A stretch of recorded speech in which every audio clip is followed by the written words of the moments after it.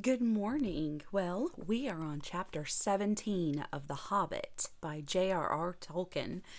This chapter is called The Clouds Burst. Now, in chapter 16, Bilbo relieved Bombur at the front gate of the Lonely Mountain, which is not lonely any longer because the dwarves are there with the treasure. So, Bilbo snuck out and went to go talk to the men at the lake town, and the Elven King was there, and he proposed them to use the Arkenstone to gain their portion of the treasure. I want to ask you, why do you think Bilbo did that?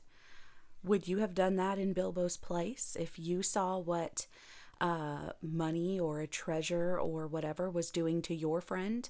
Bilbo truly considers Thorin Oakenshield his friend. He loves him, and he doesn't want to see him go down this path. So what about you? If you were in that position, would you do that for your friend? Well, so he came back. He woke Bombur up, and Bombur woke up the next guy. So let's find out what happens next. Chapter 17, The Clouds Burst. Next day, the trumpets rang early in the camp. Soon, a single runner was seen hurrying along the narrow path. At a distance, he stood and hailed them, asking whether Thorin would now listen to another embassy, since new tidings had come to hand, and matters were changed. "That will be Dane," said Thorin when he heard. "They will have got wind of his coming. I thought that would alter their mood. Bid them come few in number and weaponless, and I will hear," he called to the messenger. About midday, the banners of the forest and the lake were seen to be borne forth again. A company of 20 was approaching. At the beginning of the narrow way, they laid aside sword and spear and came on towards the gate. Wondering, the dwarves saw that among them were both Bard and the Elven King, before whom an old man wrapped in cloak and hood bore a strong casket of iron-bound wood. "Hail, Thorin," said Bard. "Are you still of the same mind?" "My mind does not change with the rising and setting of a few suns," answered Thorin. "Did you come to ask me idle questions? Still the elf host has not departed as I bade. Till then you come in vain to bargain with me. Is there then nothing for which you would yield any of your gold?" "Nothing that you or your friends have to offer." "What of the Arkenstone of Thrain?" said he, and at the same moment the old man opened the casket and held aloft the jewel. The light leapt from his hand, bright and white in the morning. Then Thorin was stricken dumb with amazement and confusion. No one spoke for a long while. Thorin at length broke the silence, and his voice was thick with wrath. "That stone was my father's and is mine," he said. "Why should I purchase my own?" But wonder overcame him, and he added, "But how came you by the heirloom of my house, if there is need to ask such a question of thieves?" "We are not thieves," answered Bard. "Your own we will give back in return for our own." "How came you by it?" shouted Thorin in gathering rage. I gave it to them," squeaked Bilbo, who was peering over the wall, by now in a dreadful fright. "You! You!" cried Thorin, turning upon him and grasping him with both hands. "You miserable hobbit! You undersized burglar!" He shouted at a loss for words, and he shook poor Bilbo like a tiny rabbit. "By the beard of Durin, I wish I had Gandalf here. Curse him for his choice of you. May his beard wither. As for you, I will throw you to the rocks," he cried, and lifted Bilbo in his arms. "Stay, your wish is granted," said a voice. The old man with the casket threw aside his hood and cloak. "Here is Gandalf, and none too soon, it seems. If you don't like my burglar, don't damage him. Put him down and listen first to what he has to say." "You all seem in league," shouted Thorin, dropping Bilbo on the top of the wall. "Never again will I have dealings with any wizards or his friends. What have you to say, you descendant of rats?" Dear me, said Bilbo. I am sure this is all very uncomfortable. You may remember saying that I might choose my own 14th share. Perhaps I took it too literally. I have been told that dwarves are sometimes politer in word than in deed. The time was all the same when you seemed to think that I had been of some service. Descendant of rats indeed. Is this all the service of you and your family that I was promised, Thorin? Take it that I have disposed of my share as I wished, and let it go at that. I will, said Thorin grimly, and I will let you go at that, and may we never meet again. Then he turned and spoke over the wall. I am betrayed, he called. It was rightly guessed that I could not forbear to redeem the Arkenstone, the treasure of my house. For it I will give 1/14th share of the hoard in silver and gold, setting aside the gems, but that shall be accounted the promised share of this traitor. And with that reward he shall depart, and you can divide it as you wish. He will get little enough, I doubt not. Take him if you wish him to live, and no friendship of mine goes down with him. Get down now to your friends, he said to Bilbo, or I will throw you down. What about the gold and silver? Asked Bilbo. That shall follow after, as can be arranged, said Thorin. Get down. Until then we keep the stone, cried Bard. You are not making a very splendid figure of king under the mountain, said Gandalf, but things may change yet. They may indeed, replied Thorin, and already, so strong was the bewilderment of the treasure upon him, he was pondering whether by the help of Dain he might not recapture the Arkenstone and withhold the share of the reward. And so Bilbo was swung down from the wall and departed with nothing for all his trouble except the armor which Thorin had given him already. More than one of the dwarves in their hearts felt shame and pity at his going. Farewell, he cried to them. We may meet again as friends. Be off, called Thorin. You have mail upon you, which was made by my folk and is too good for you. It cannot be pierced by arrows, but if you do not hasten, I will sting your miserable feet. So be swift. Not so hasty, said Bard.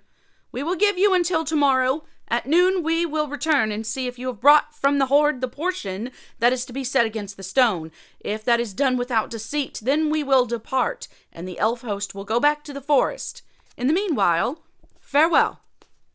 With that they went back to the camp, but Thorin sent messengers by Roak, telling Dain of what had passed, and bidding him to come with wary speed. That day passed, and then the night. The next day the wind shifted west, and the air was dark and gloomy. The morning was still early when a cry was heard in the camp. Runners came in to report that a host of dwarves had appeared round the eastern spur of the mountain, and was now hastening to Dale. Dain had come. He had hurried on through the night, and so had come upon them sooner than they had expected. Each one of his folk was clad in a hauberk of steel mail that hung to his knees, and his legs were covered with a hose of fine and flexible metal mesh, the secret of whose making was possessed by Dain's people. The dwarves are exceedingly strong for their height, but most of these were strong even for dwarves. In battle they wielded heavy two-handed mattocks, but each of them had also a short broad sword at his side and a round shield slung at his back. Their beards were forked and plaited and thrust into their belts. Their caps were of iron, and they were shod with iron, and their faces were grim. Trumpets called men and elves to arms. Before long the dwarves could be seen coming up the valley at a great pace. They halted between the river and the eastern spur, but a few held on their way, and crossing the river drew near the camp, and there they laid down their weapons and held up their hands in sign of peace. Bard went out to meet them, and with him went Bilbo. "We are sent from Dain, son of Nain," they said, when questioned. "We are hastening to our kinsmen in the mountain, since we learn that the kingdom of old is renewed. But who are you that sit in the plain as foes before defended walls?" This, of course, in the polite and rather old-fashioned language of such occasions, meant simply, "You have no business here. We're going on, so make way, or we shall fight you." They meant to push on between the mountain and the loop of the river, for the narrow land there did not seem to be strongly guarded. Bard, of course, refused to allow the dwarves to go straight on to the mountain. He was determined to wait until the gold and silver had been brought out in exchange for the Arkenstone, for he did not believe that this would be done if once the fortress was manned with so large and warlike a company. They had brought with them a great store of supplies, for the dwarves can carry very heavy burdens, and nearly all of Dain's folk, in spite of their rapid march, bore huge packs upon their backs, in addition to their weapons.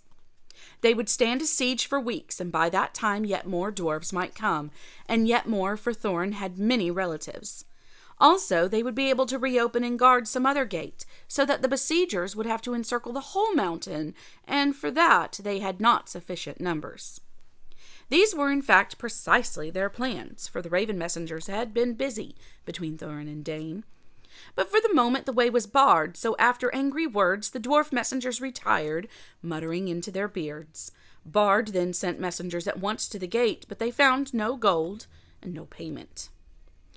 Arrows came forth as soon as they were within shot, and they hastened back in dismay. In the camp all was now astir, as if for battle, for the dwarves of Dain were advancing along the eastern bank. "Fools!" laughed Bard, "to come thus beneath the mountain's arm. They do not understand war above ground, whatever they may know of battle in the mines.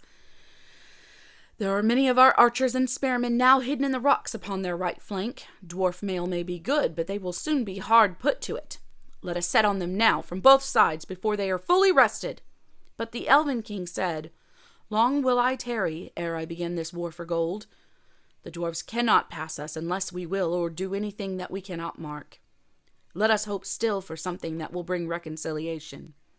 Our advantage in numbers will be enough, if in the end it must come to unhappy blows." But he reckoned without the dwarves. The knowledge that the Arkenstone was in the hands of the besiegers burned in their thoughts. Also they guessed the hesitation of Bard and his friends, and resolved to strike while they debated. Suddenly, without a signal, they sprang silently forward to attack. Bows twanged and arrows whistled. Battle was about to be joined. Still more suddenly, a darkness came on with dreadful swiftness. A black cloud hurried over the sky. Winter thunder on a wind wildly rolled, roaring up and rumbled into the mountain, and lightning lit its peak, and beneath the thunder another blackness could be seen whirling forward, but it did not come with the wind.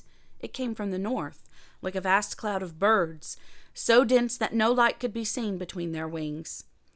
"Halt!" cried Gandalf, who appeared suddenly and stood alone, with arms uplifted, between the advancing dwarves and the ranks awaiting them. "Halt!" he called in a voice like thunder, and his staff blazed forth with a flash like the lightning. "Dread has come upon you all. Alas! It has come more swiftly than I guessed. The goblins are upon you.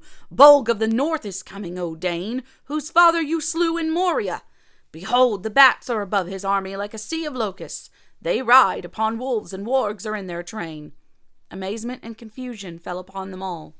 Even as Gandalf had been speaking, the darkness grew. The dwarves halted and gazed at the sky, and the elves cried out with many voices. "Come," called Gandalf. "There is time yet for counsel. Let Dain, son of Nain, come swiftly to us." So began a battle that none had expected, and it was called the Battle of the Five Armies. And it was very terrible. Upon one side were the goblins and the wild wolves, and upon the other were elves and men and dwarves. And this is how it fell out. Ever since the fall of the great goblin of the Misty Mountains, the hatred of their race for the dwarves had been rekindled to fury. Messengers had passed to and fro between all their cities, colonies, and strongholds, for they resolved now to win the dominion of the north. Tidings they had gathered in secret ways, and in all the mountain there was a foraging and an army.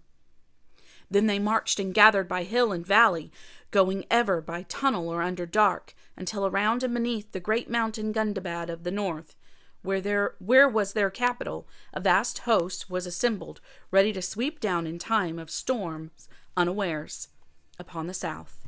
Then they learned of the death of Smaug, and joy was in their hearts, and they hastened night after night through the mountains, and came thus at last on a sudden from the north, hard on the heels of Dain. Not even the ravens knew of their coming until they came out in the broken lands, which divided the lonely mountain from the hills behind. How much Gandalf knew cannot be said, but it is plain that he had not expected this sudden assault. This is the plan that he made in council with the Elven King and Bard, and with Dain, for the Dwarf Lord now joined them. The goblins were the foes of all, and at their coming all other quarrels were forgotten. Their only hope was to lure the goblins into the valley between the arms of the mountain, and themselves to man the great spurs that struck south and east. Yet this would be perilous if the goblins were in sufficient numbers to overrun the mountain itself, and so attack them also from behind and above. But there was no time to make any other plan, or to summon any other help. Soon the thunder passed, rolling away to the southeast, but the bat cloud came, flying lower, over the shoulder of the mountain, and whirled above them, shutting out the light and filling them with dread. "To the mountain!" called Bard. "To the mountain! Let us take our places while there is yet time!" On the southern spur, in its lower slopes, and in the rocks at its feet, the elves were set. On the eastern spur were men and dwarves, but Bard and some of the nimblest of men and elves climbed to the height of the eastern shoulder to gain a view to the north. Soon they could see the lands before the mountain's feet, black with a hurrying multitude. Ere long the vanguard swirled round the spur's end and came rushing into Dale. These were the swiftest wolf riders, and already their cries and howls rent the air afar. A few brave men were strung before them to make a feint of resistance, and many there fell before the rest drew back and fled to the either side. As Gandalf had hoped, the goblin army had gathered behind the resisted vanguard and poured now in rage into the valley, driving wildly up between the arms of the mountain, seeking for their foe. Their banners were countless, black and red, and they came on like a tide in fury and disorder. It was a terrible battle, the most dreadful of all Bilbo's experiences, and the one which at the time he hated most, which is to say it was the one he was most proud of and the most fond of recalling long afterwards, although he was quite unimportant in it. Actually, I may say he put on his ring early in the business, and vanished from sight, if not from all danger. A magic ring of that sort is not a complete protection in a goblin charge, nor does it stop flying arrows or wild spears, but it does help in getting out of the way, and prevents your head from being specially chosen for a sweeping stroke by a goblin swordsman. The elves were the first to charge. Their hatred for the goblins is cold and bitter. Their spears and swords shone in the gloom with a gleam of chill flame. So deadly was the wrath of the hands that held them. As soon as the host of their enemies was dense in the valley, they sent against it a shower of arrows, and each flickered as it fled, as if with stinging fire. Behind the arrows, 1,000 of their spearmen leapt down and charged. The yells were deafening, the rocks were stained black with goblin blood. Just as the goblins were recovering from the onslaught and the elf charge was halted, there rose from across the valley a deep-throated roar, with cries of "Moria!" and "Dane! Dane!" The dwarves of the Iron Hills plunged in, wielding their mattocks upon the other side, and beside them came the men of the lake with long swords. Panic came upon the goblins, and even as they turned to meet this new attack, the elves charged again with renewed numbers. Already many of the goblins were flying back down the river to escape from the trap, and many of their own wolves were turning upon them and rending the dead and the wounded. Victory seemed at hand, when a cry rang out on the heights above. Goblins had scaled the mountain from the other side, and already many were on the slopes above the gate, and others were streaming down recklessly, heedless of those that fell screaming from cliff and precipice, to attack the spurs from above. Each of these could be reached by paths that ran down from the main mass of the mountain in the center, and the defenders had too few to bar the way for long. Victory now vanished from hope. They had only stemmed the first onslaught of the black tide. Day drew on. The goblins gathered again in the valley. There a host of wargs came, ravening, and with them came the bodyguard of Bolg, goblins of huge size with scimitars of steel. Soon actual darkness was coming into a stormy sky, while still the great bats swirled about the heads and ears of the elves and the men, or fastened vampire-like on the stricken. Now Bard was fighting to defend the eastern spur, and yet giving slowly back, and the elf lords were at bay about their king upon the southern arm, near to the watch-post on Raven Hill. Suddenly there was a great shout, and from the gate came a trumpet call. They had forgotten Thorin. Part of the wall, moved by levers, fell outward with a crash into the pool. Out leapt the king under the mountain, and his companions followed. Hood and cloak were gone. They were in shining armor, and red light leapt from their eyes. In the gloom, the great dwarf gleamed like gold in a dying fire. Rocks were hurled down from on high by the goblins above, but they held on, leapt down to the fall's foot, and rushed forward to battle. Wolf and rider fell or fled before them. Thorin wielded his axe with mighty strokes, and nothing seemed to harm him. "To me! To me! Elves and men, to me, O my kinsfolk!" he cried, and his voice shook like a horn in the valley. Down, heedless of order, rushed all the dwarves of Dane to his help. Down, too, came many of the lakemen, for Bard could not restrain them, and out upon the other side came many of the spearmen of the elves. Once again the goblins were stricken in the valley, and they were piled in heaps till Dale was dark and hideous with their corpses. The wargs were scattered, and Thorin drove right against the bodyguard of Bolg, but he could not pierce their ranks. Already behind him among the goblin dead lay men and many dwarves, and many a fair elf that should have lived yet long ages merrily in the wood. And the valley widened, his onset grew ever slower. His numbers were too few, his flanks were unguarded. Soon the attackers were attacked, and they were forced into a great ring, facing every way, hemmed all about with goblins and wolves returning to the assault. The bodyguard of Bolg came howling against them, and drove in upon their ranks like waves upon cliffs of sand.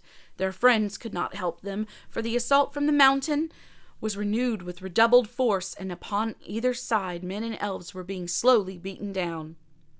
On all this Bilbo looked with misery. He had taken his stand on Ravenhill among the elves, partly because there was more chance of escape from that point, and partly, with the more tookish part of his mind, because if he was going to be in a last desperate stand, he preferred on the whole to defend the Elven King.